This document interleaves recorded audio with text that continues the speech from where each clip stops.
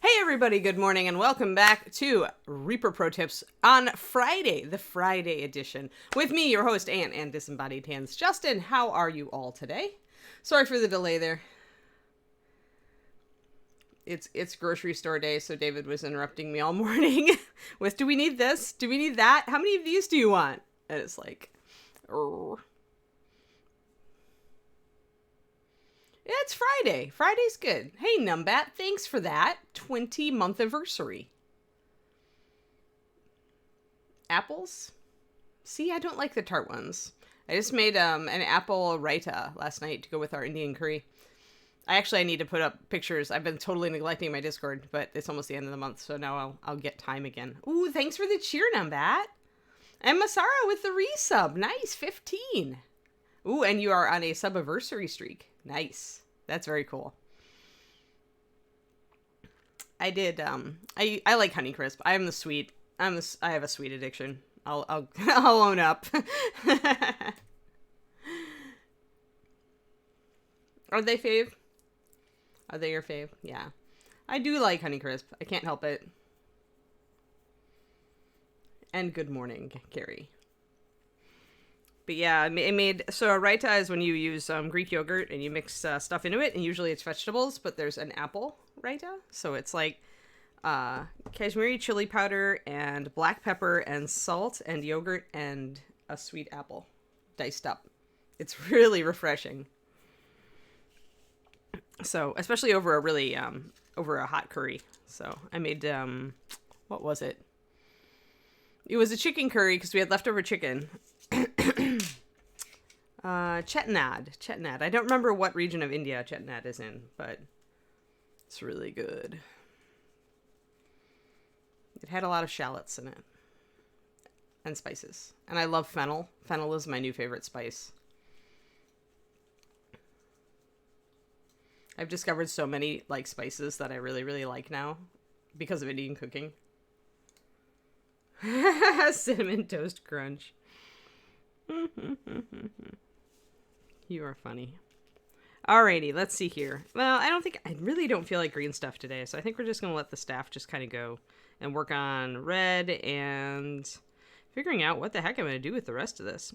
We may have to go lighter with the leather because, that's right, we've got that funky buckle in there that I always kind of look at and go, what? And another buckle there. I probably should do some detail outlining today, actually, because whenever I look at the her midsection, I get bugged.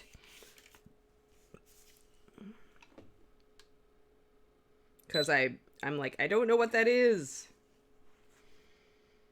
Cumin is your favorite spice? Yeah, that's in both Indian, Cuban, and all three Indian, Cuban, and Mexican cooking. Cumin is cool. I do like cumin, but I think David is more cumin fan than I am. Like, just the smell of fennel and cinnamons. Actually, if I had to pick an all-star, all-time favorite spice, it's probably cinnamon. Which I guess goes back to D. Clearman's Cinnamon Toast Crunch thing. Hey, Sylvan Blade. Sylvani Blade, rather. Alrighty, I think I want to do some sketch. So let's grab some black and some white. Or some walnut and white. It's up to you. Whatever you'd like to do. But I'm really annoyed at the fact that I can't make out what these details are, and so I am going to go over them because my Zenith priming did not pick them up very well. And every time I look at it, it's just this mess, and I'm just like, rawr! So I need to adjust that. Especially when you're planning colors, it helps to be able to see what things are, because you kind of want to, think about, oh, do I want to go with light leather or dark leather? And then if you go there, then you're like, well, how many different types of leather do I have on this model? I don't know. I can't make out what this middle section is. Yeah, there's a lot of cinnamon in Indian cooking, and I love it. David didn't like last night's curry as much as he likes my fish curry, but I was a big fan of last night's curry.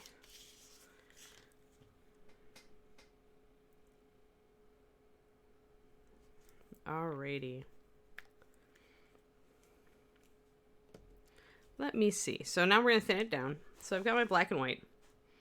We are going to drop Both of these paints have very high coverage, so they can actually take a lot of water. So I'm only doing like 3 or 4 drops of paint, but I'm doing 2 drops of water in each, which isn't quite a 1-to-1, but it should let me map out all these tiny details. Yeah, you have a strong Cuban taco association, huh, Declarement? Hi, Anara. So this may not be dark enough. Well, maybe it is. Black is like, it has really good coverage, but you can push it a little too far to the point where it gets a little bit translucent. I think I'm going to put 1 drop back in.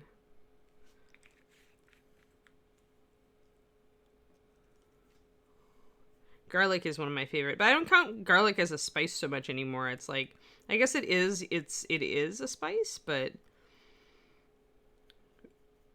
garlic and I count it as a vegetable, I guess, now, because you use so much in Indian cooking that it's more like you're using it to build up your sauce. A paste of garlic and ginger and onion most often. That's the holy trifecta, where French cooking is the onion, carrot, celery, and Cuban is onion, bell pepper, celery, I think. There's like so many nations around the world have like 3 spice combos that are just iconic with their cooking style.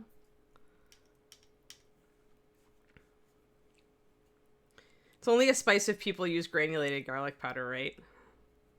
I count it as a vegetable. I guess a vegetable and herb, you know. It's green, it grows. Uh-oh. It didn't censor. I saw a planer. Hey, Corey Noob, thank you. 5 months. Thanks for that resub. With Prime, even. I'm always impressed when I see Prime subs, because, like, I always forget mine. Next week is Taco de Mayo Day. Yeah, that's true. We should, last year, David and I were very late on realizing that we should do something tasty for Taco de Mayo. Although we do fajita de Mayo instead, usually. I should text him, actually. Well, or I can get it maybe I can get it at mine. I'll text him anyway. Hold on. Flank steak. Cinco de Mayo next week.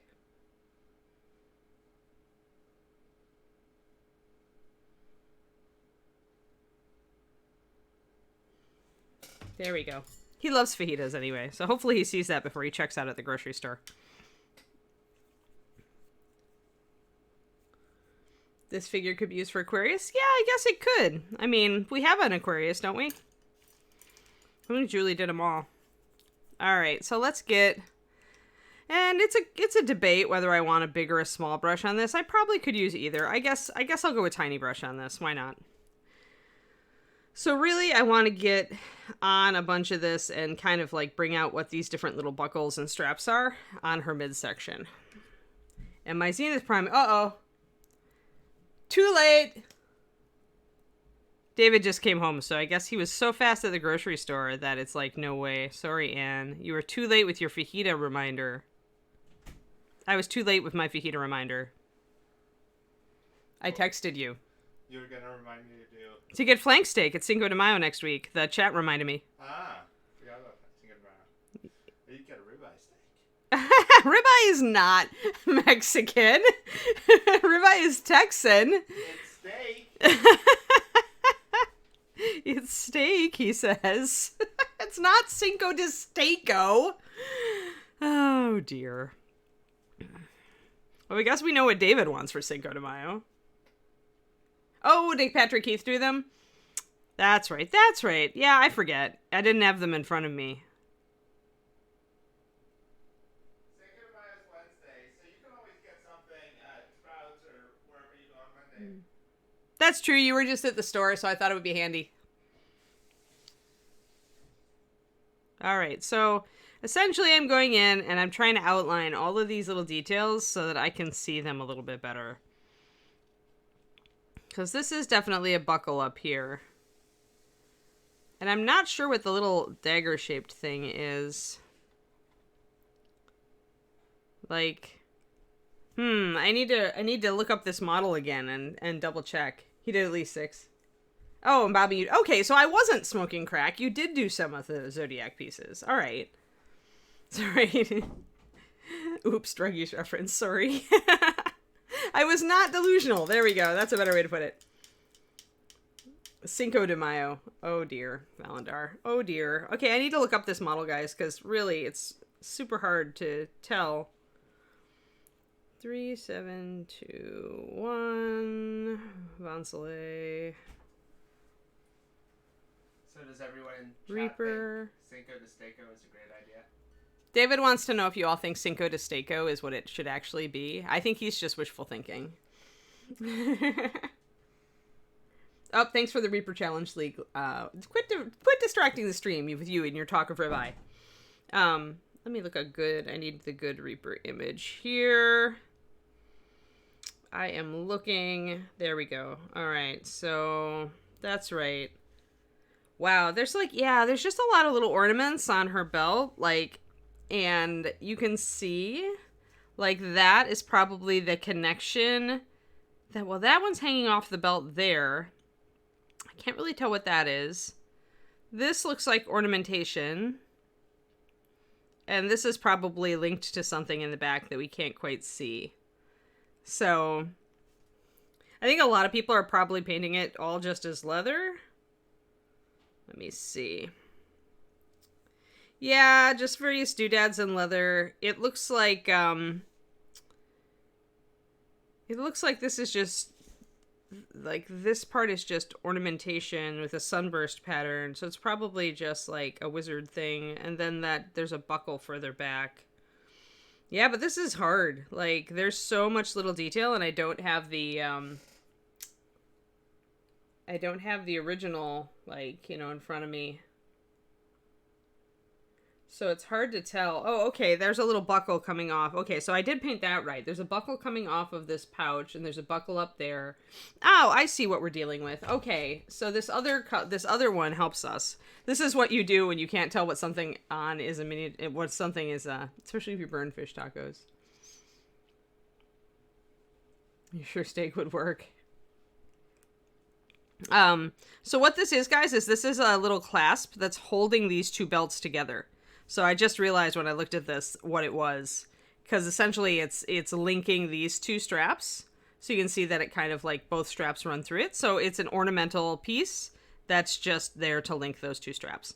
And then, yeah, okay, so now it makes sense. So now there's a strap going out and a strap going back, and this strap comes down, and there's a buckle there. Okay, we've got it. We've got it. Just like she's got a little ornament on her strap up here on her chest.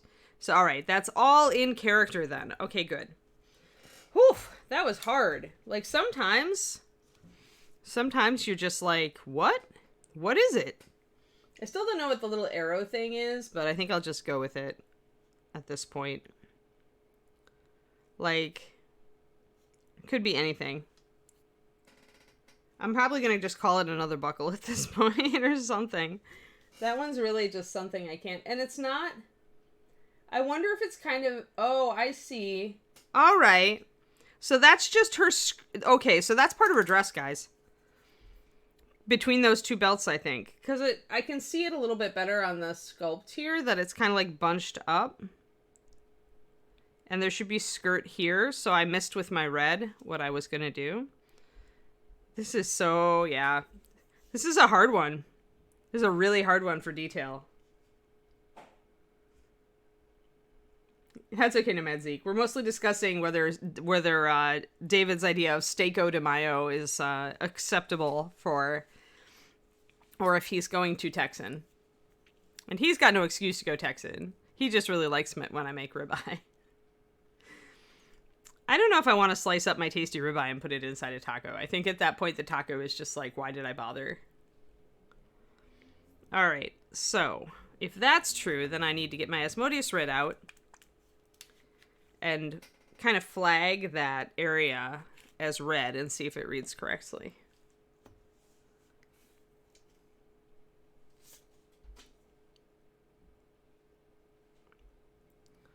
And make it part of the dress here too.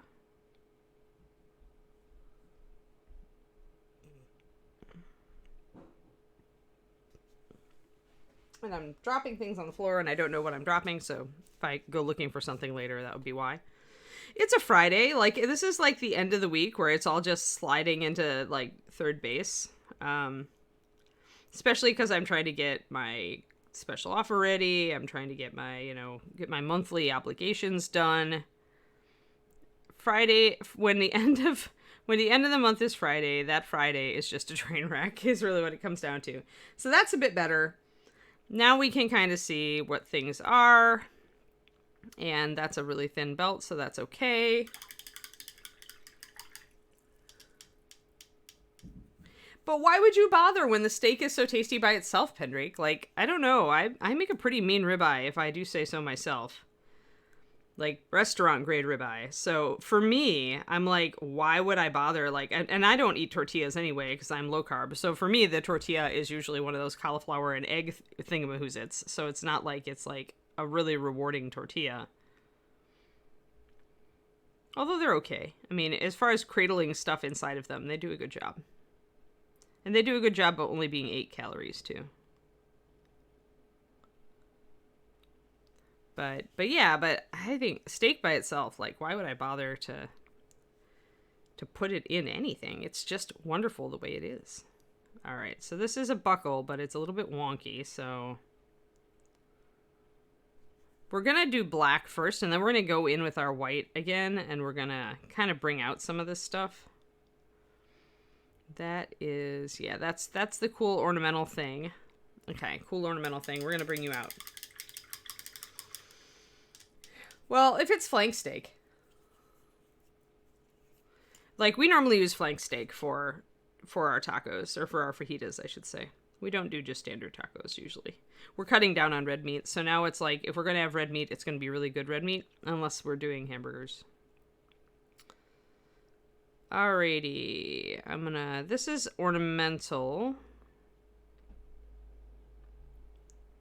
I can see some little details.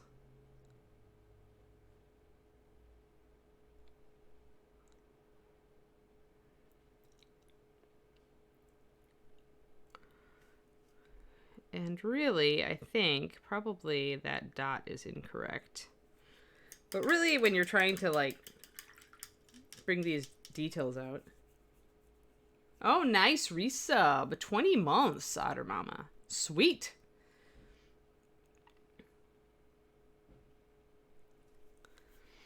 The key is just to wait for sales. I got really spoiled in Texas because every once in a while you'd be able to get like a really fat, beautiful ribeye for like $10 at the Kroger. Like here, I'm going to pay probably more like 15, 16. But, I mean, the thing is that David and I don't each eat a steak. We split one steak. So that makes it a lot better for budget. Because neither one of us needs to eat 16 ounces of red meat. So he usually has like a bigger portion and I have a smaller portion. And we still usually have leftovers for steak and eggs on Saturday.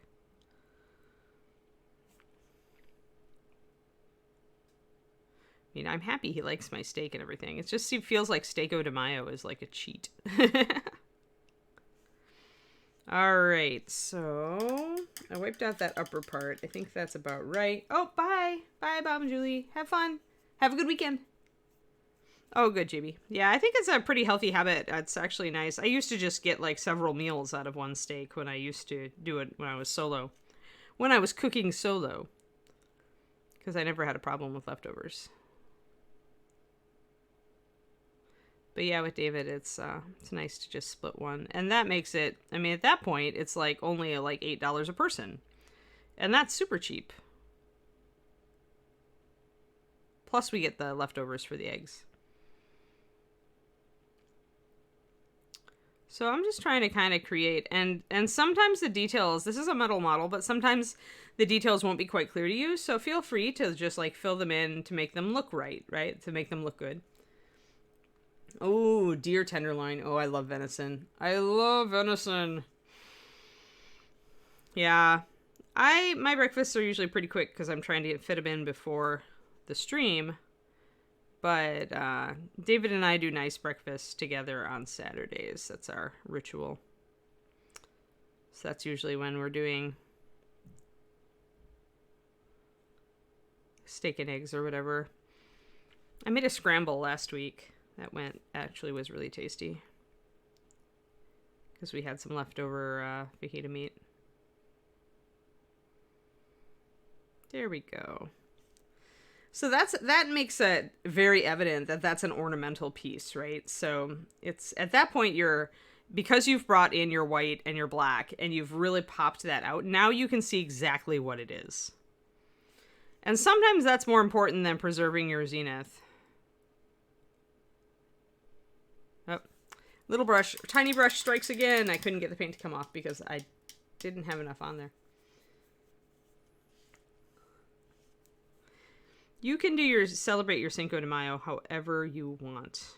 I will not hold it against you. You could even do Steako de Mayo if you want. I think this is just David essentially telling me that it's been too long since we've had steak.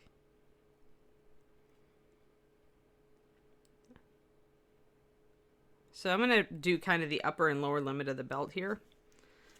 I do think I'm gonna fuzz it out a bit in the middle. If you want to preserve your zenith, then, you know, do this, but then remember there's a shadow here. Maybe fuzz out part of it to show that it's going to be kind of in shadow there.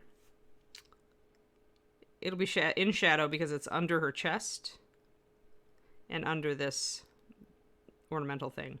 But then down here, if light is falling on your little trinket here, it's falling on this belt at that point too, so empanada's nice.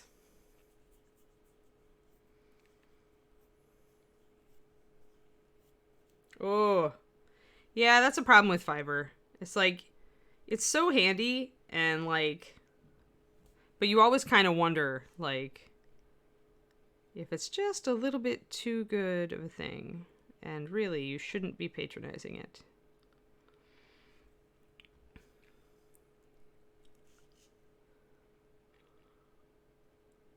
I have to give the props to them, though. They made my painting big logo, and I do love it.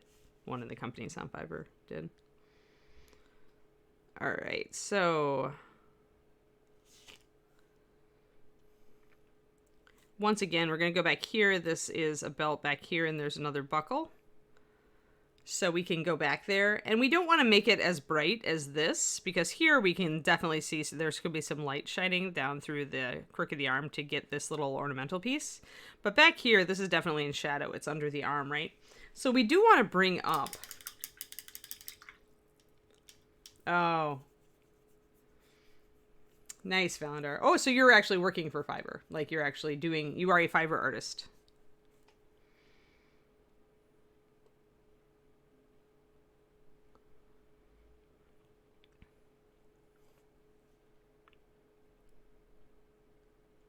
So I am going to just bring up these little details just a little bit back here.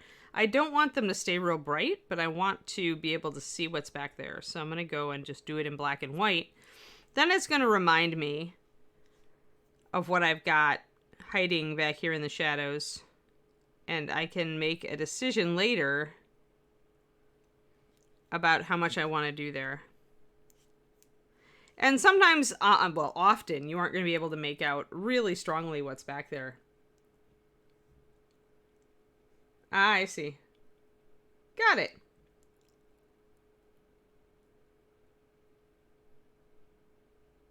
Happy Friday, Max. Yeah, my sanity's fraying today, too. I'm just, like, holding out for the weekend. I feel like my brain is just, like, gritting its teeth and digging its little claws in. My brain definitely has claws. And it's like, just make it to the weekend. It'll be okay. It's like that.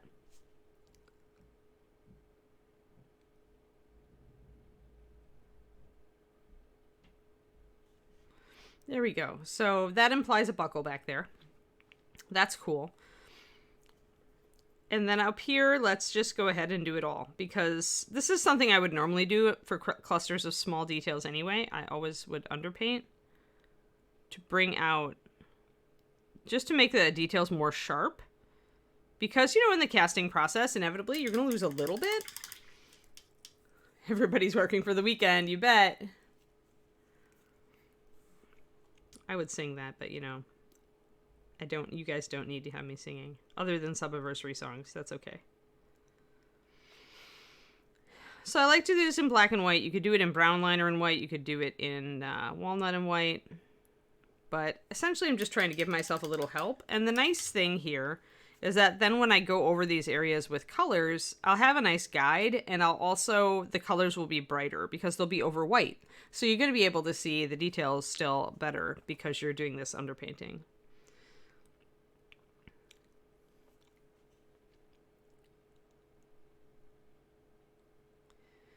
And there are so many uses for this sort of underpainting. It's just like, I mean, Rhonda talks about it in, she has a lot of great resources on birdwithabrush.com. But she talks about grisaille and, you know, various sorts of underpainting that 2D painters use that miniature painters also have adopted. Some of them really like using 2D art modes on the miniatures, so.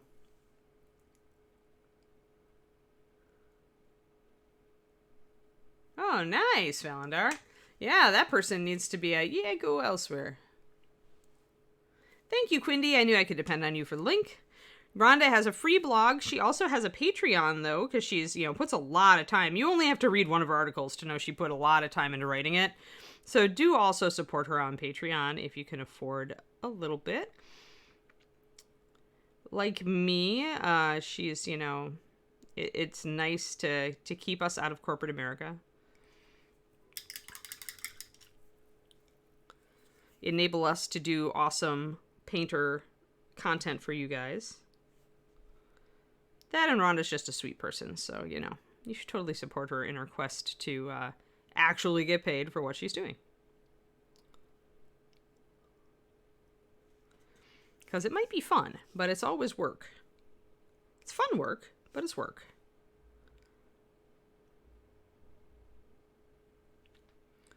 Let's see here. Unfortunately, my my Sky Earth NMM PDF is a little bit too much fun work. Because I keep going back and adding things to it. I have a lot to get done today.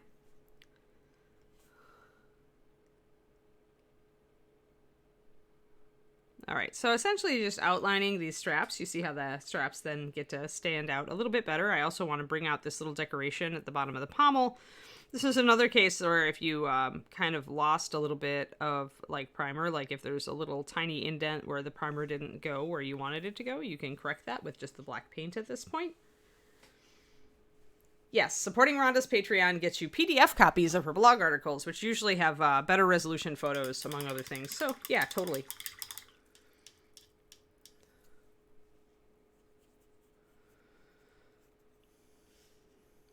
Yes, we love Rhonda, exactly.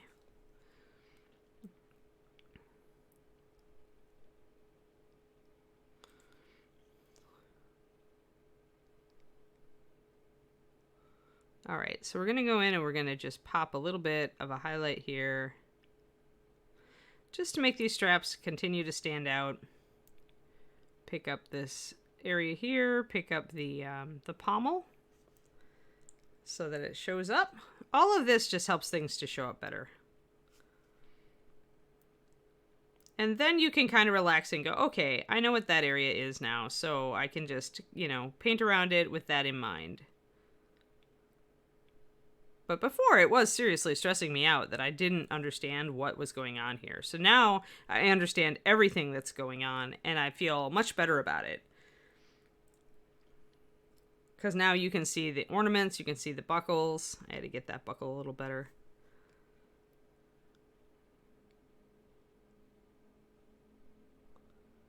And if anything is kind of miscast a little bit, you can use this technique to kind of paint plastic surgery it. If it's a minor flaw, you can just kind of force it with black and white.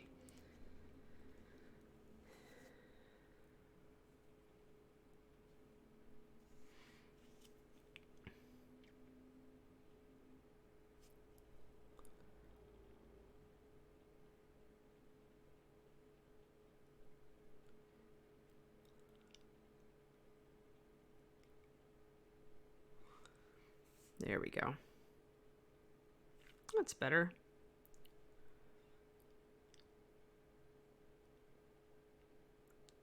Like here, I feel like the little tongue that holds the belt in place is kind of lost, so I can go in and just kind of put a little dot there to imply it. It could be there, but maybe it's just like tiny and you can accentuate it a little bit more. And then the interior of the buckle.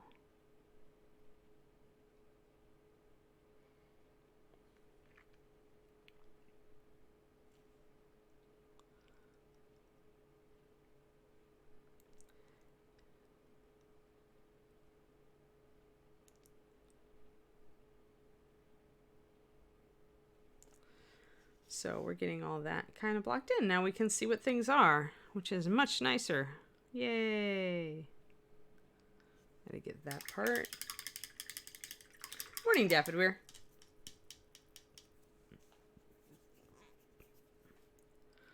Does anybody have anything awesome planned for the weekend, or is it all like staycations? So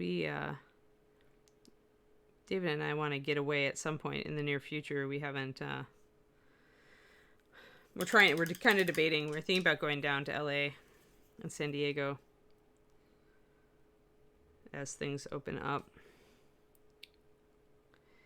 And he gets his final vaccination on the 7th and I get mine on the 9th. There we go. So now we can see everything. We've got our ornamentation, we've got our buckles, our dagger's nice and crisp. We can kind of see what's going on with it now. We've got our little bag here that we can just dress up a little bit. It's pretty crisp, but yeah. Yeah, I feel that, Shadow Raven. Raining this weekend, probably staying in. Yeah.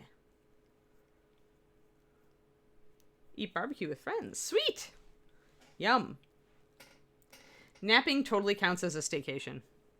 Napping is wonderful. I am in favor of napping. Since I use power naps on a regular basis to kind of get through my day. So I definitely hit a lull at around between 3 and 4 p.m. where I just get really tired and I'm not going to be really productive. But if I take a power nap, then I like replenish. So yes, napping, totally awesome. Even if it's not power napping, if it's a lack of power napping. Anti-power napping. Napping for napping's sake. I totally am into that too.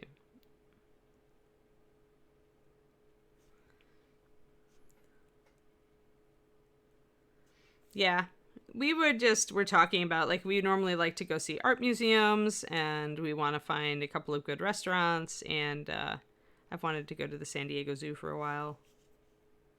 So there's ornament 2 on this bag. And if you're not sure what the design is, then this is a great way to kind of map it in. I can make most of it out. It looks like it's kind of a little 3-petaled kind of flower design. So first I'll start to map it in white. I'll map in the parts I can see.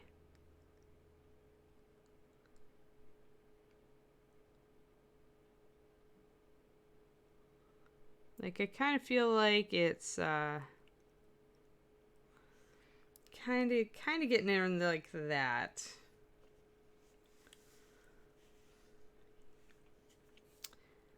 Yeah, animals love the weekends because they get us. They get more of our undivided attention.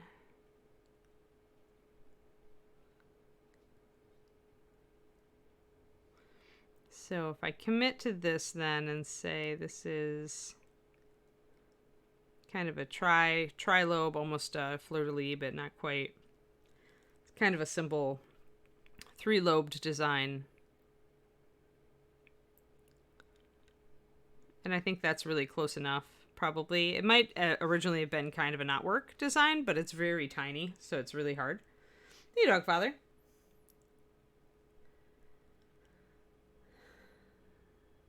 Oh, nice.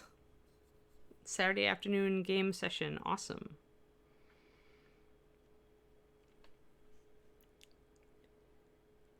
Yeah, Dave and I were thinking going up to Napa, but we couldn't get a reservation at the restaurant we wanted, so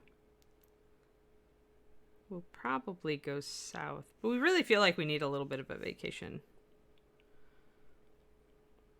Which feels so weird, right? Because before COVID, like, working from home would have felt kind of like a vacation, like in a weird way. But now work from home is still work. And so there we go. So there's the 3-lobed design that I originally thought I saw. And I feel like this is a pretty good... I feel like that's actually a thing. Like, that was sculpted on, or something close to it was. Close enough, really. And so I committed to it. And I'm going to hit the edge here, because usually when Izzy draws stuff, there is a border or decorative hemline or stitch line around the outside of a bag. So I'm pretty solid in being able to do that. Hey, Twisted Oma. Yeah, Rhonda's Patreon is fantastic. And hey, I mean, the whole point of Patreon really is supporting artists you believe in as they, you know, try to find a way to make more time to do more content for you. I mean, that's the goal, right?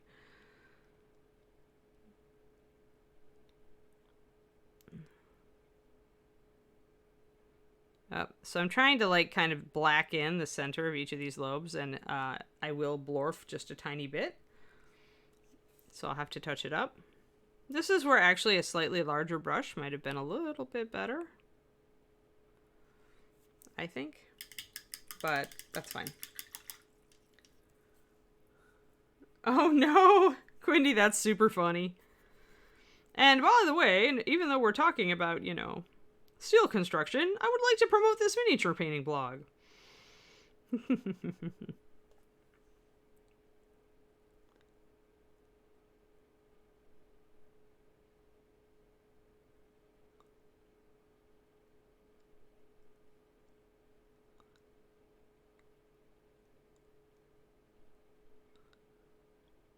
So I'm just going to go in and remap this a little bit now that I've got my little center parts all dark, and that'll make the design stand out. I'll probably leave this part dark because it would be a little bit in shadow under that raised design. So this is all about just, and yeah, it means you're painting these things twice, but I mean, black and white sketch is so easy. And I like it because it makes the miniature really orderly for me. Because I can map out my highlights and shadows and my details, and then I, you know, just kind of like go, okay.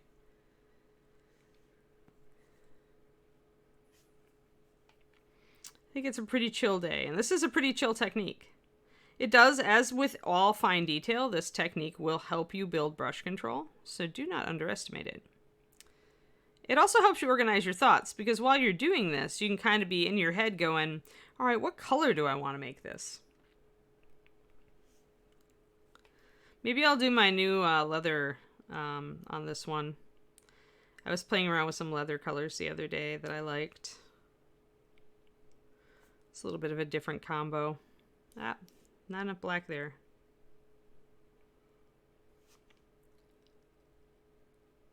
So you can definitely use your black to also just shadow. You know, make sure keep this dark shadow from our zenith. And you don't have to do everything in black and white. You can also, for this middle area, we can also do a bit of grayscale. So do something that's kind of in between, that's lighter than the black, but darker than the white, to preserve where your midtone's going to go.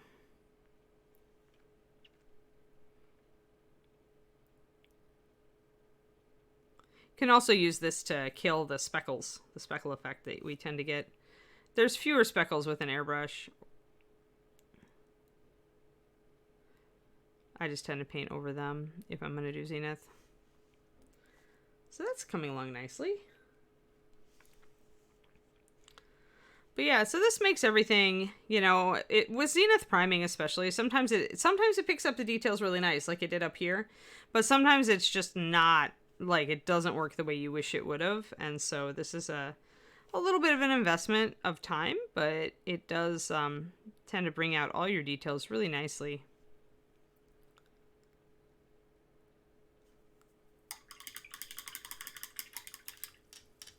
Hey, Jedi Jared.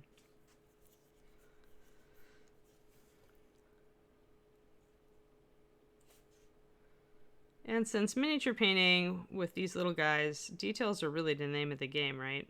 So any technique that helps you bring out those little details is pretty worthwhile.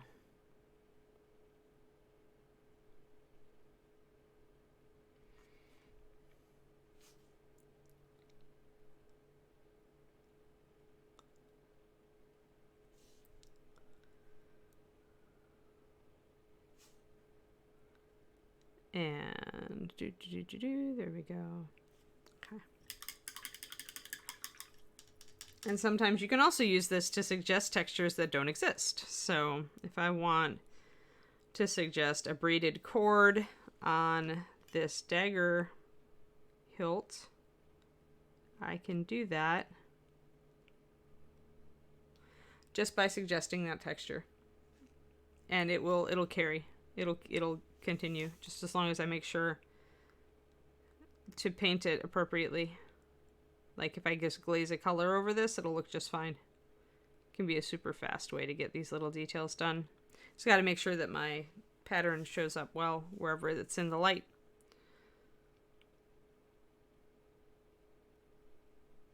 There.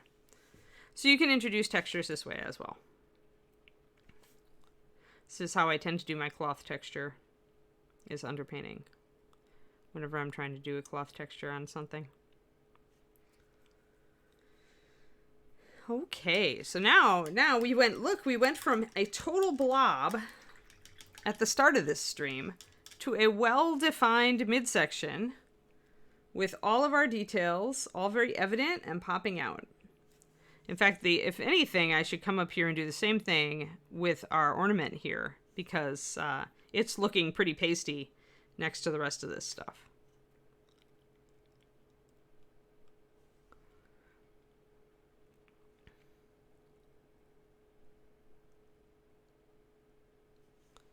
Let's see. Trying to figure out what I've got. I think I've got kind of a swirl. One thing we can do is do a little bit of a wash to see if we can bring out some more detail. Kind of a swirl or a paisley design, I think. Yeah, right. Windy. Yeah, I think we've got kind of an arm and then a swirl and then a down sweep thing.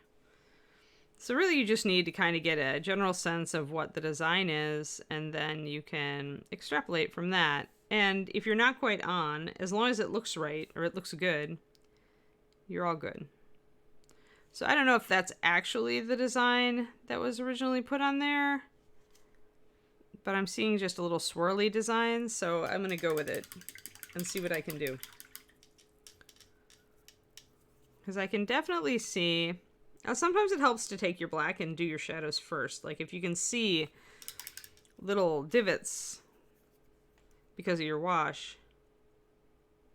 Although a wash is just hard to get to work really great over something this tiny, but like I see a divot here, a divot here, a divot up here, a line down here, a line over here.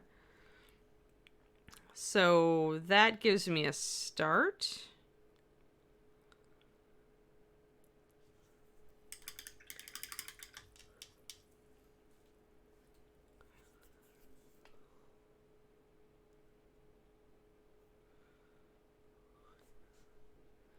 And so I think I can see...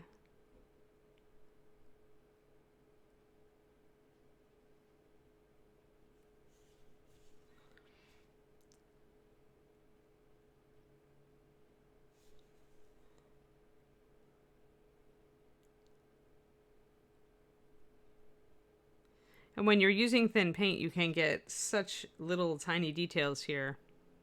Now it looks like a flamingo. I'm totally into this being a flamingo. Okay, now my paint is gone bad. It is, that's the problem with small brush. Tiny brush, you have to reload tiny brush a lot. Yeah, this totally looks like a flamingo. A head. The head of a flamingo. So now I'm just going to emphasize those flamingo-ish... Yes, it's totally... I'm totally into this being a flamingo. Maybe her spirit animal is the flamingo, and I should have painted her pink. Man, things you wish you knew when you started the model.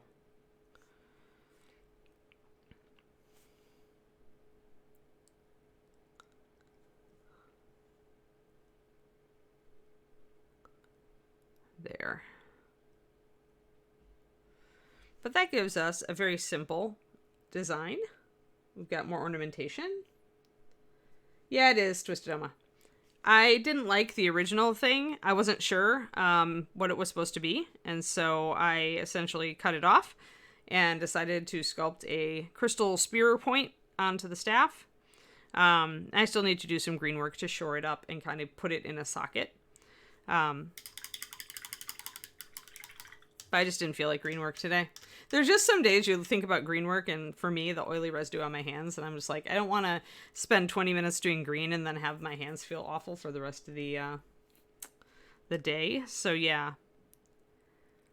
So yes, she's got a rough-hewn plastic hard crystal on top of her staff, which I actually quite like. So I'm cool with it. All right, so we've got our flamingo, and we've got all our stuff up here. We're just going to do a little bit of lining because we have our black and our white. So I want to crisp up some details. This is the problem with Zenith and me is like I get my Zenith and I'm all happy with it. And I'm like, I can make this better. And then I spend, you know, half an hour and 45 minutes making it better. But yeah, I decided I wanted, it made sense for me for her to have a crystal because she's a wizard, but also for her to be also a stabby thing because she's a half orc. So.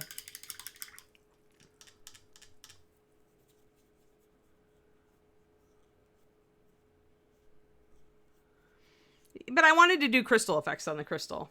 I didn't want to do freehand on the crystal. So if I really wanted to go flamingo here, I would repaint her in pink. As it is, I will make a mental note that perhaps this is actually a flamingo orc, and I should do so accordingly next time. Maybe I should paint a different version and go flamingo colors.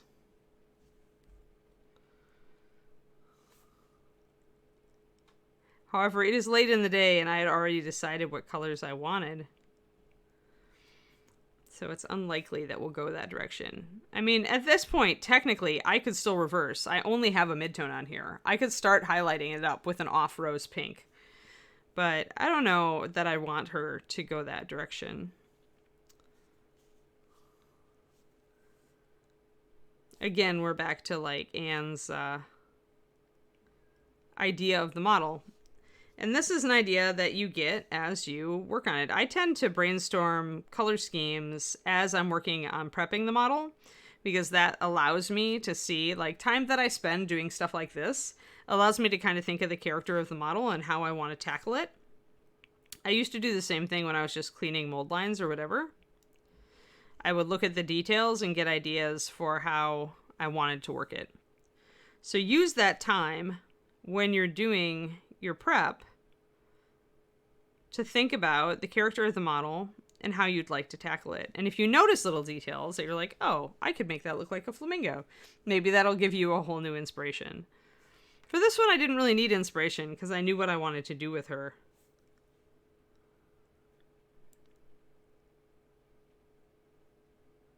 Just going to accentuate the shadow up here.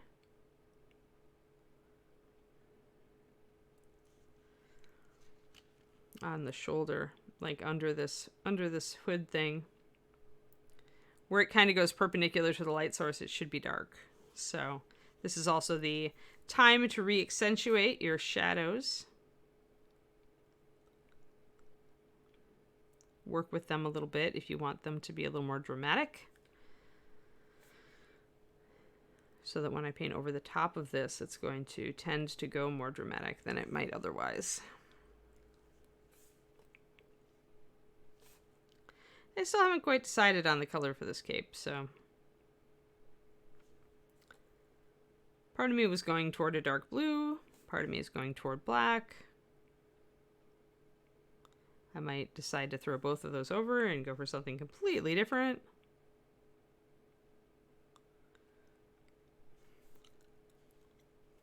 I do think I need to go to a bigger brush at this point, though.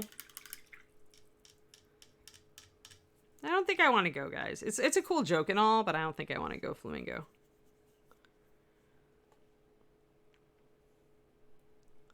I kind of like this model. I kind of grabbed her because I think she's a really cool mini, so I don't want to essentially make her a joke.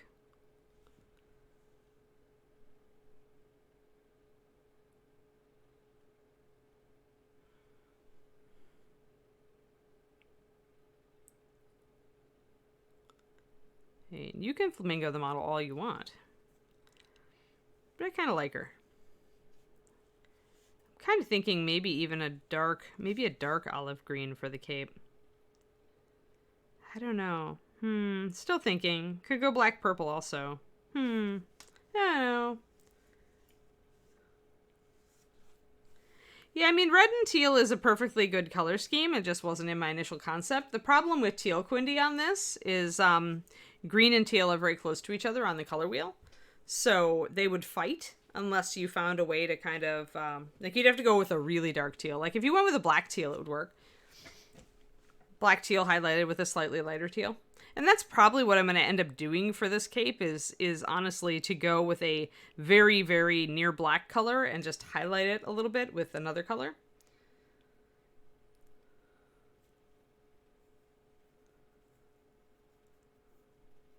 Really dark, yeah.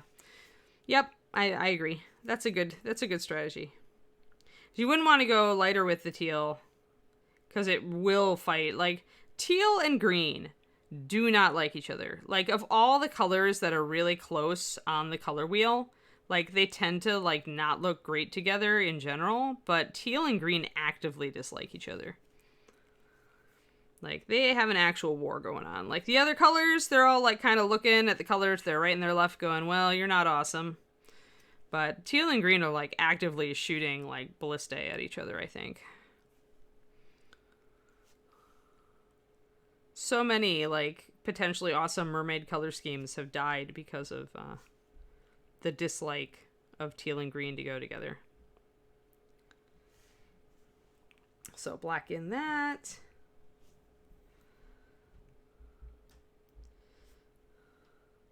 Teal and blue go a lot better for some reason. But teal and green, I look at them and my color sense is like, clash. I'm sure somebody out there makes it work, but I still, like, question it.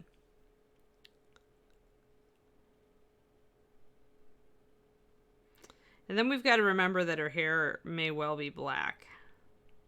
Though I did think about taking it brown. And I'm still thinking of taking it brown. Just going to line around her hairline real quick. Because whichever way we go, her hair will probably be darker, so.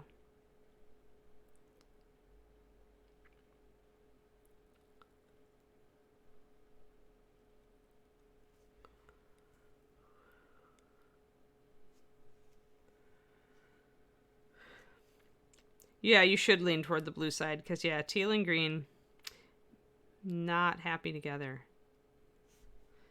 Like, the way to work it, if you're going to do that, is you have to put contrast in a different way, and so you've got to go, blurf. You have to go really light with one and really dark with the other. Like, that's the way to make them work, like, to go dark with your teal and pale with your green.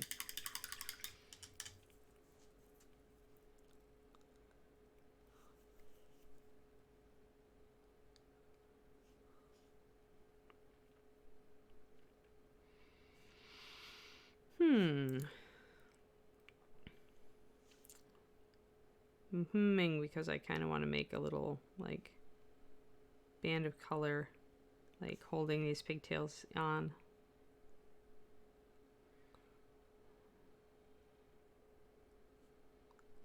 And I'm thinking I probably want to make it red.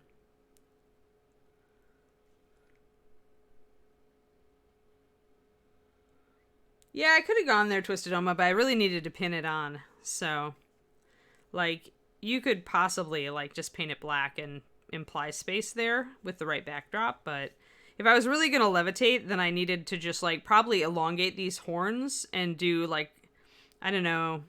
It's really hard because they're super thin, so you can't really do a side pin because you could do that. But yeah, levitating is always like very difficult to do, and you usually have to just pin something in just such a way that it isn't visible from the standard viewing angle, and that makes it look like it's levitating. Like when you notice a model that's jumping out into the air, and usually it's pinned like straight back into like a rock behind it that it's jumping off of, so that when you look at it, you can't see that the model is actually pinned. It looks like it's just hovering. It's that sort of thing. But with a staff like this, you can't really do that. There's nothing you can work with there. So if she was in a backdrop, I could totally do it because I could pin straight back into the backdrop, and have the crystal kind of levitating and paint the pin blacks and do everything else, around it so that you couldn't see it easily. And that would be cool. But a lot of things like that with levitating stuff, you've got to have scenery around the model that you can play off of to really make it convincing.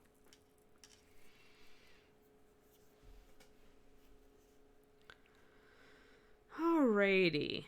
Good. We're good. We're excellent. We're lovely. We're fantastic. Yeah. All right. So let's try.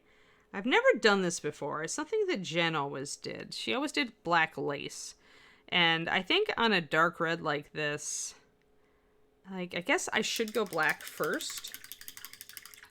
And then I'm going to have to go white. So, okay, another thing you can do with underpainting is obviously to suggest cloth texture, and this includes lace. Usually with miniature 28mm lace, you're really just trying to do kind of a design and then kind of put dots of color to interrupt it so that it looks like the base color of the dress is showing through it. So in this case, I'm going to do maybe a little triangular pattern in black, and then I'm going to go in with white over the top of that to kind of break up that pattern and make it look like lace. And then we'll go over it with red, and we'll hopefully we'll at least go over the little white dots with red and try to keep it looking like that. Then those white dots will become like the background, like the dress. So the top.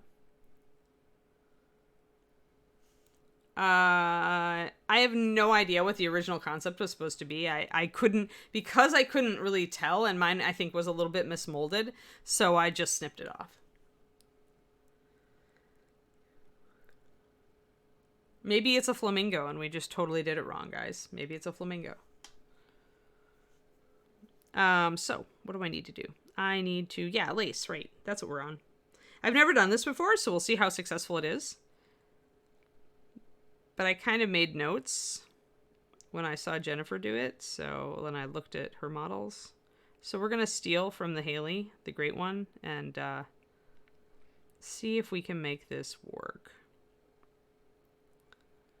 And this relies on the fact that red is somewhat transparent. So I'm going to kind of make just a triangle here. We lose a lot of it on this side, and that's fine. That means we only really need to do our design on one side.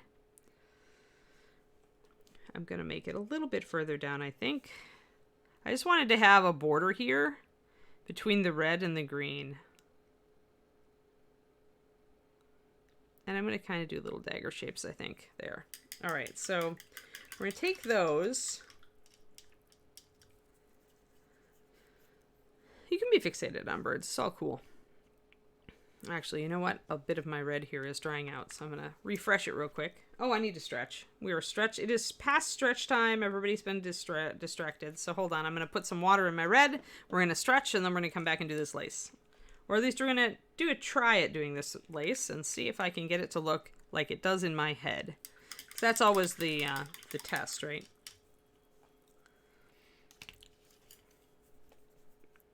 Stir up my red. I just made such a small puddle of red in the beginning that it's dried out a lot faster than my other puddles, which are much bigger. That's why I always say use more paint in your palette. More paint and water. All right, we're going to put Von Sleigh down. We're going to... let's get some Yeah, maybe I will. I'll balance her on the palette. There we go.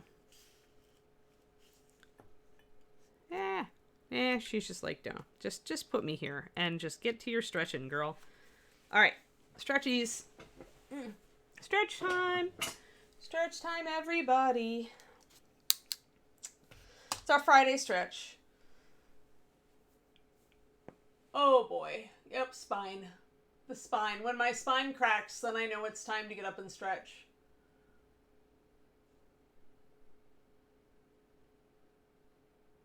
I can feel it in my lower back.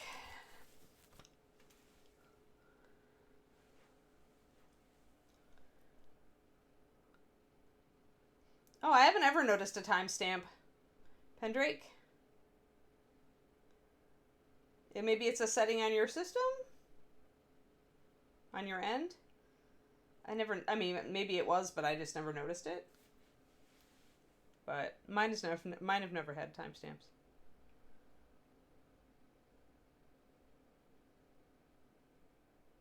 All right, some cat cows, and we'll get back to it.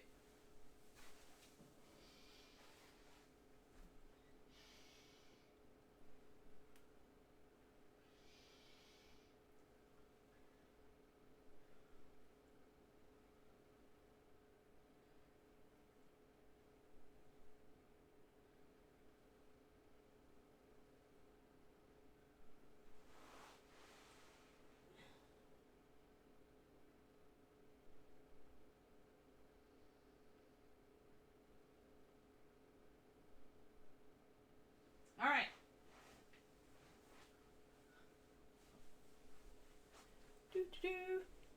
We are back.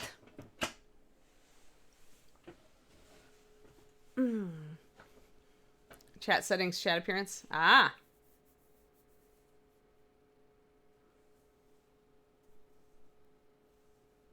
Maybe you accidentally toggled a thing, Pendrake? I don't know. All right, hydrate. Hydrate, everybody.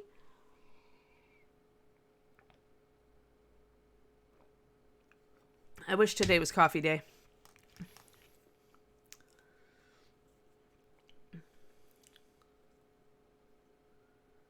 Oh, John messed with some settings last night during Reaper Live just to test stuff. Yeah. Okay. Oh, those settings were for the bot? Who knows? Then I know nothing. I am happily ignorant. All right, Vanzale, let's try to get you some lace.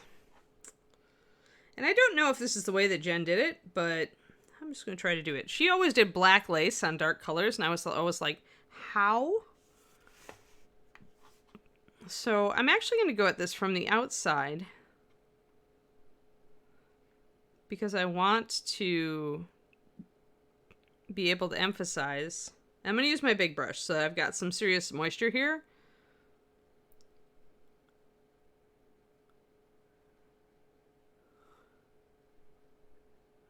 So I'm placing small dots outside of my design just because I want the perimeter of it to be sharply defined. But we're using dots because we want to do a broken up lace pattern. And so we're going to be doing dots on the inside as well. And I want to do, I think I want to do a bigger, like kind of diamond piece a little bit inside. Because you want to vary up your dots because the lace, of course, is a variable pattern, right? So kind of a bigger thing or a diamond. Maybe just a bigger dot.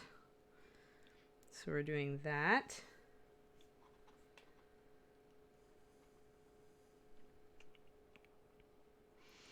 Twitch has a mind of its own. Then we want to do, and this is where like brush control is important.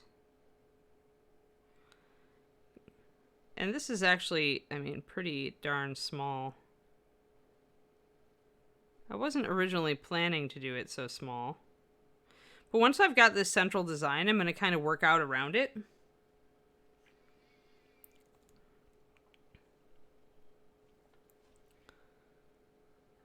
And kind of look at how I did it over here. It might seem counterintuitive to use the big brush for this, but this is really an example of wanting to not have to reload my brush all the time. So I can go for longer at the right consistency with my big brush. I do have to be more careful in unloading my brush, because if I get a huge dot anywhere here, it's definitely a fail. Ah, yeah, I got a blorf. Though technically I could work with that, but...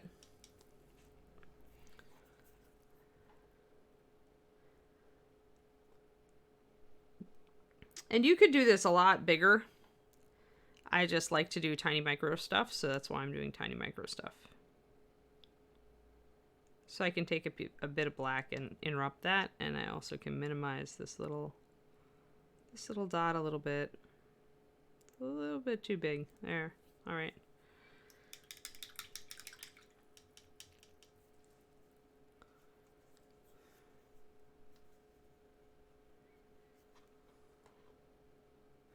Then you've got to have more fluid in your brush, Zen, or a bigger brush. So here's the deal. Load up your brush with water, right? Like, here it is. Squeeze out your brush. You still have water in the brush. You can see the shine. There's still moisture, but you want it to have a really good tip. Make sure you're using thinner paint. If you're not using thinner paint with this, it won't work. My white is probably about a 1.5 to 1 right now. 1.5 paint to water, so 3 drops, or yeah, 3 drops of paint and 2 drops of water.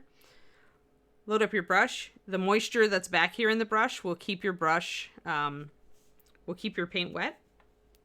This is why I'm using a larger brush, because it's going to keep my paint wet for longer, even though it makes it a little harder to hit these tiny details. Up, too much.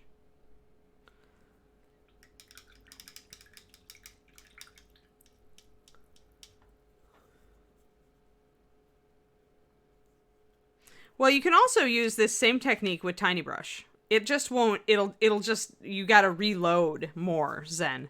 So again, I'm gonna have a huge bunch of water on this. I'm going to take my fingertips and just kind of, just run it over it. You don't even want to squeeze it out, really. You're just like running your fingers over it to make it, shape it nicely. Then you're gonna dip your paint in, your brush in the paint, and you're gonna wipe it, unload your brush as usual.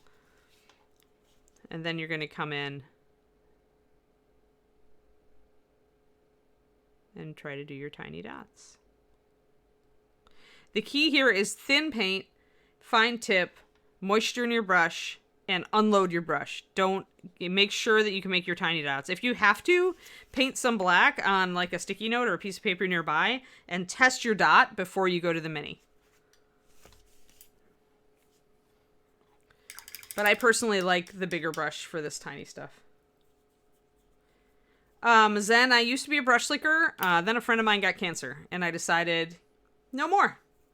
So now I have myself trained, and I just started doing this actually instinctively, and then I kind of like noticed I was doing it. But I would do this, and then I used my hand to just kind of do that with the brush. It reshapes the tip. It takes some of the water out of it, but leaves a bunch of the water in it, and so that's how I roll.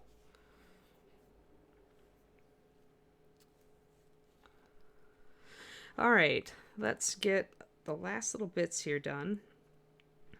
You don't want too much water in the brush because it will thin down your paint if you have a lot in there. Yeah, I don't do brush licking anymore. I heartily discourage it.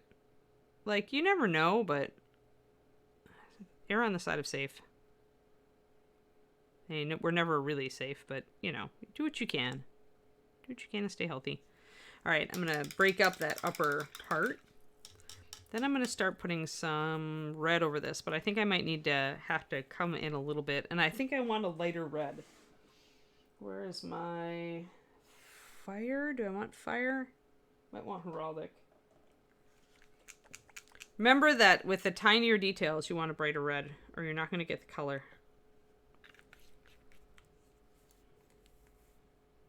Two and voices. Oh, noes.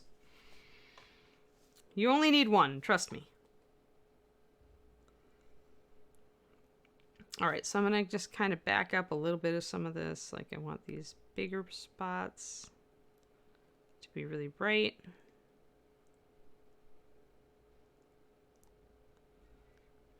That's pretty good.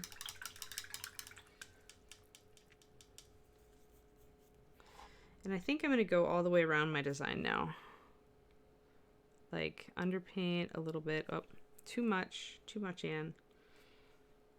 Don't want too bright of a white. I'm going to kind of go to a pink. I'm going to kind of go to a pink around this.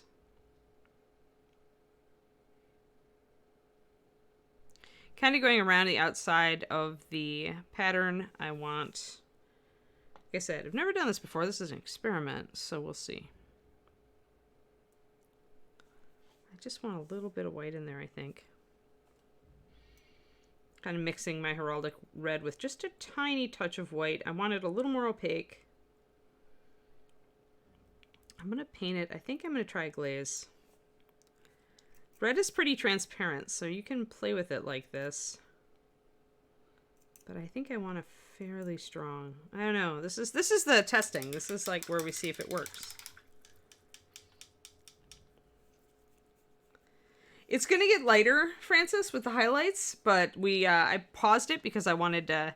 I was having a problem with it being a little too saturated for her skin tone, so that's kind of why we're playing with this whole thing here.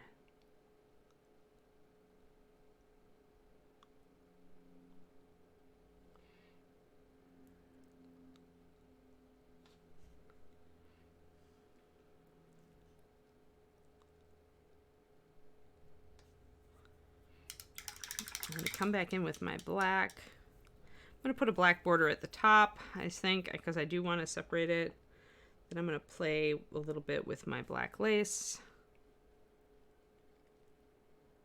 I'm going to wipe that out. Wasn't sure on it in the first place, so let's give it a black border. And then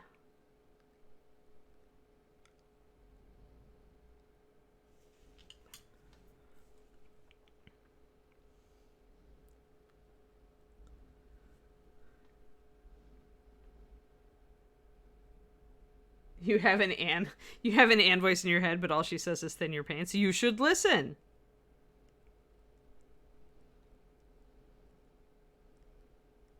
Not enough water on my brush. Not enough water in my paint.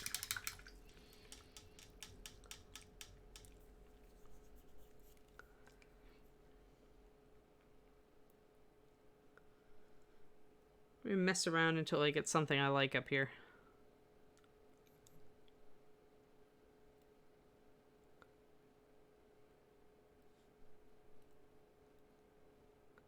And in the process, I will figure out the way I like to do this, or I'll get ideas for doing it next time.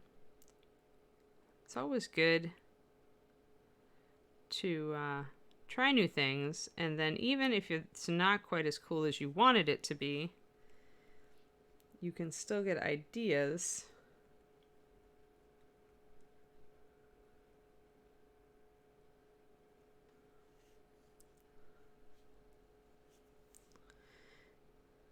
Yeah, I just like, because color's my free card, Francis, I have very, like, strong, like, gut reactions if the colors aren't working together.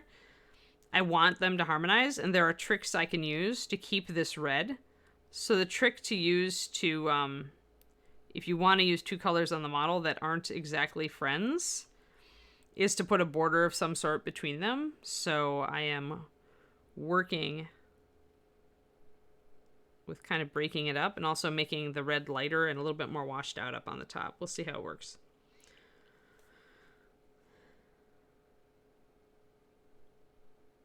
This is how, yeah, but this is how I experiment with stuff, guys. You just jump in. You jump in and you're like, I have kind of an idea about how this might work, so I'm going to try it. If it doesn't work, it doesn't work. I kind of like the texture. So I'm going to go and make a little bit lighter up here around the lace.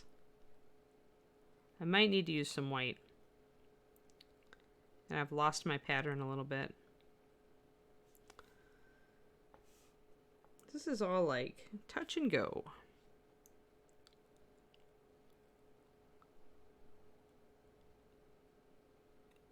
And probably I needed to keep more of the black. It's so hard to do the like black lace look. It is really difficult.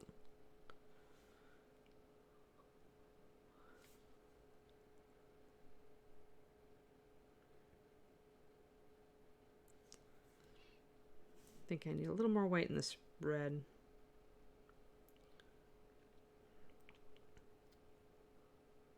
There's also the fact that lace is usually done down here, like on a hem, but I don't know. Maybe I do need more black. Oh, hey, Roll One. Thanks for the raid.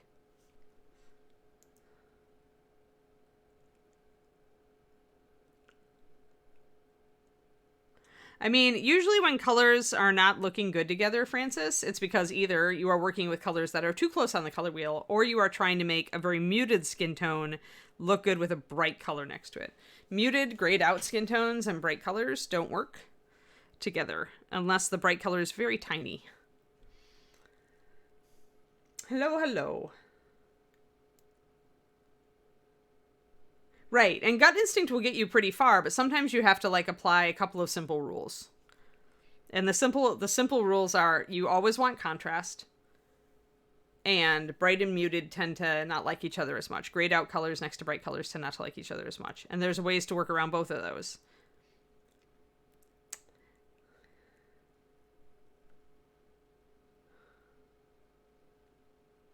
Oh, good. You were painting Reaper. Awesome. Fantastic. I am trying some fail lace. I wanted to put kind of a pattern around the neck of her dress, and so I was like, let's try some lace. And I think I've lost my black too much, and also I was silly and chose black lace, which is probably the hardest thing to do, especially against a dark red. So I'm still futzing with it, just to see if I can get it to work.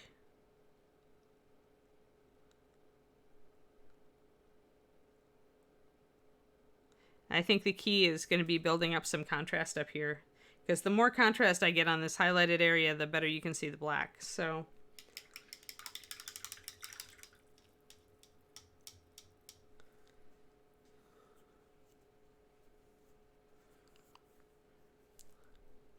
yeah, we're playing. I'm playing. I have never done lace before. I've only seen Jennifer do it, Jennifer Haley. Seen her use it on various models, but she also is a sewing person and has a better understanding of what lace should look like than I do. That probably is partial handicap. On the other hand, my fingers are pretty darn accurate today with these little tiny dots. I have to say I'm pretty pleased. I am going to bring in. I've wiped out some of my dots though. I have wiped out my dots. Wiped out my dots. More dots.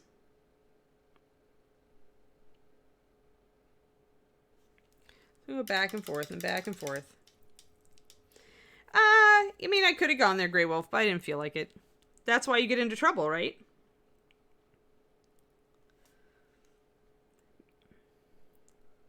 The other problem with the photo reference is lace is very intricate. So I probably would have wanted to like kind of work with it in advance. Like look one up and then, actually I'm okay with that. It's not really the pattern that I'm having problem with so much as just getting the effect I want. So, she's been painting for companies, Trash. Mostly European companies. At least last one I checked with her. She was working for Simon for a while and painting for them.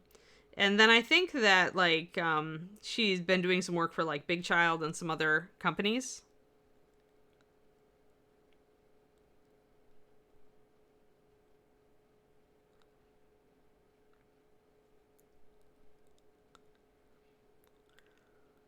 But don't quote me on that because I haven't heard from her in a little while.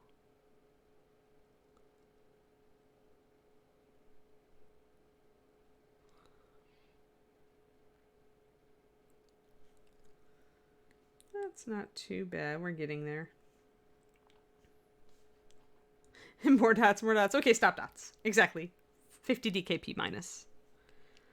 Exactly, roll to explode. So one part of the problem here is I probably have got too much red for my lace. This is like ridiculously fine work. Like sewing lace in the first place is supposed to be pretty awful. Like really hardcore. Painting lace is probably about the same. I want to bring that down. Bring that down. I'm okay with that. I'm okay with that pattern. It could get better. I feel like I need a little bit something. Yeah, me too actually, because I was there. I like it. I was rating in vanilla roll to explode, so I think once you've been through that fight, then you love that video forever. There. I think I want to bring that up and do this. And get my shapes a little bit more defined. So I will slowly work it into something that I like.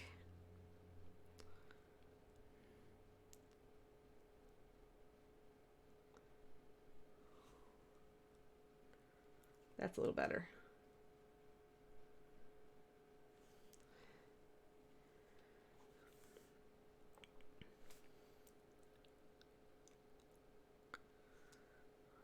Let's see. All right, so that's okay, but I think I want a little bit more. The biggest challenge here is defining the outside of the lace, because it's up against this dark red. And as I bring the highlights up, it'll be a little bit easier.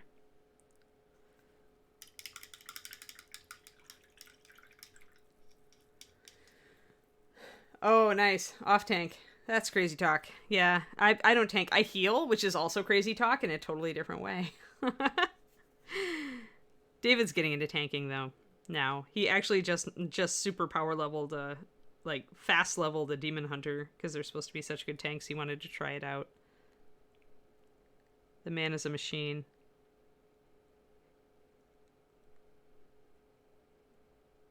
I'm going to make these more pointy again.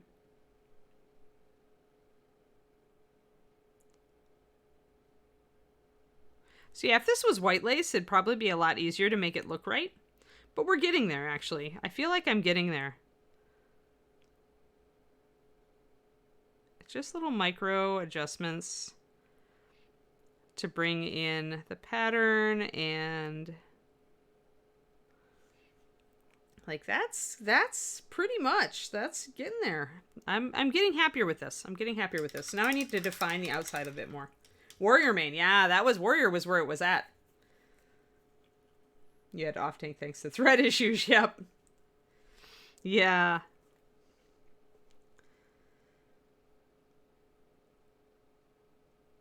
Yeah, I think our almost like all three, like we had a bunch of tanks by the time Blackwing Lair came along, because you needed like 5.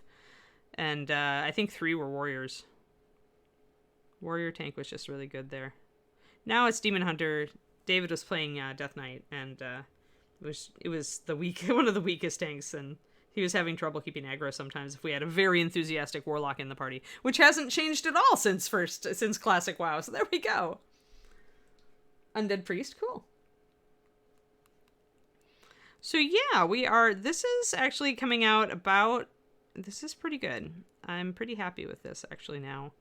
I still feel like I need to define the outside edges here of the lace a little bit better. And that can be a challenge when you're working with darker colors.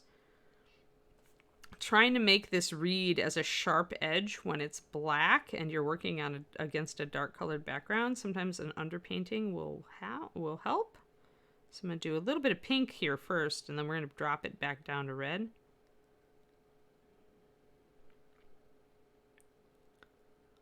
But I can use this pink because it's higher contrast. I can use it to crisp up the edges of my lace design. And then glaze over it. Not bad for a first try is what it comes down to, I think.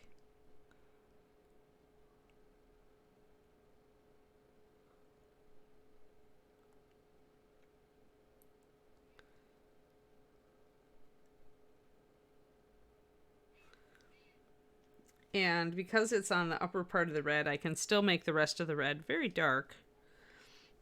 I'll be working back in a little bit more of a richer red color, but I need this contrast up here. A bit of contrast up there just to make that lace stand out. Yeah, we're casual too. Although we have a casual rating guild.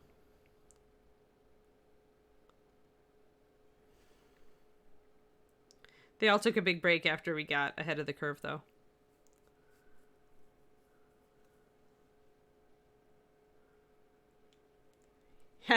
Funny roll. Yeah, I'm still a holy priest. Like, even though holy priest is not the best priest now. I tried discipline, but I find in raid healing, I find it just really hard. It's definitely a high ceiling spec. So I far prefer my holy. It's where holy is my comfort zone. And usually I just have to wait a few expansions until it's, you know, like super awesome again, so. So we're bringing up the highlights over here also just because we want it to look good across the board. Yeah, we are pretty much, I started 5 minutes late, so I'm going to keep going for a couple minutes, but we're kind of wrapping it up. So I'm not entirely unhappy with this lace. I'm pretty okay. And it does the job of putting a barrier between my reds and the greens, which is what I did want it for. Like, I wanted there to be, I didn't want my bright saturated red to be coming up against this muted green because I knew they were going to fight. So I'm okay with that, actually. For a first try, I'm all right. And I probably need to do just a little bit over here of that. Just because I should make like the tip of the design coming out on the other side.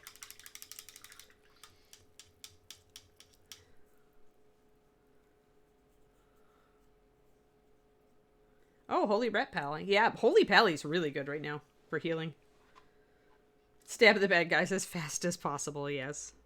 Yeah, David was doing DPS. I can switch to Shadow if I have to, if they don't need a healer. I'm just not great at Shadow. Alright, so we're just going to bring out a little bit of black on this side.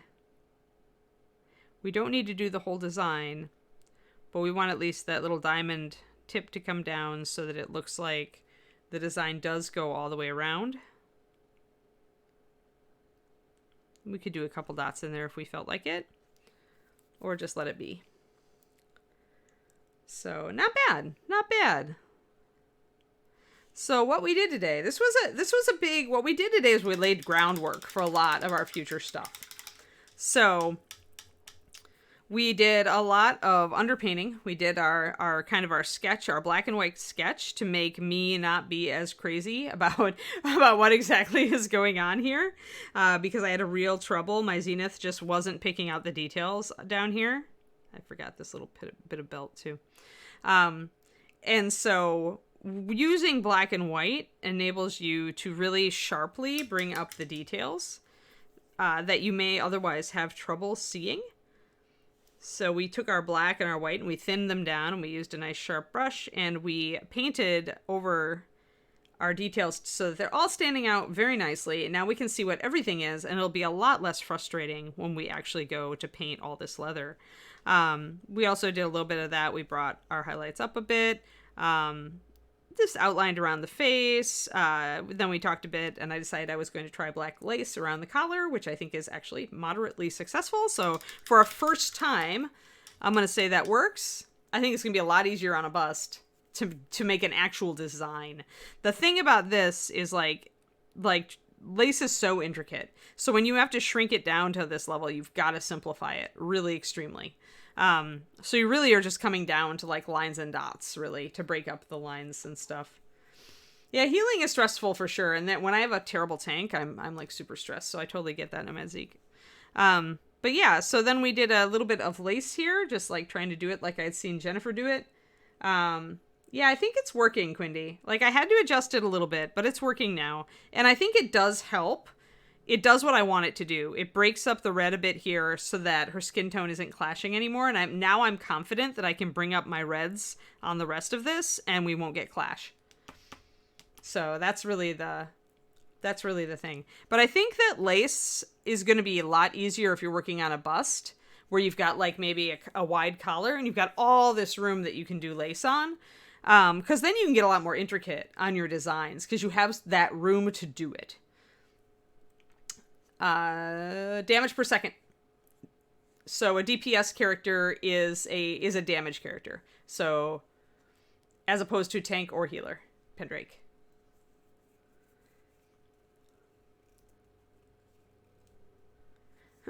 I played Final Fantasy 14 for a while, but they were having those login issues and I just couldn't get it to work, and so I just gave up on the whole game, which is kind of sad because I'd gotten to the point where the storyline was really cool and I liked it. So I was thinking about going back, but then I always think about the fact that I don't have time to play the games I've got, much less to get into Final Fantasy 14 again. And it's not a game that David's really drawn to, so for now I think we're going to do WoW. But it is tempting. Ah, interesting. Yeah, Nomad Zeke, that would be a plus. It's nice to have a group.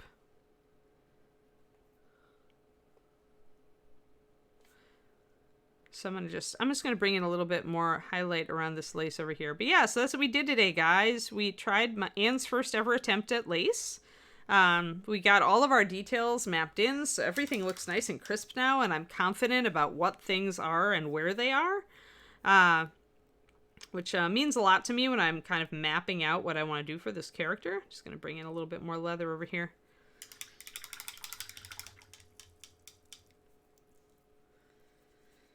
Oh, interesting. Nomad Zeke. I didn't realize that.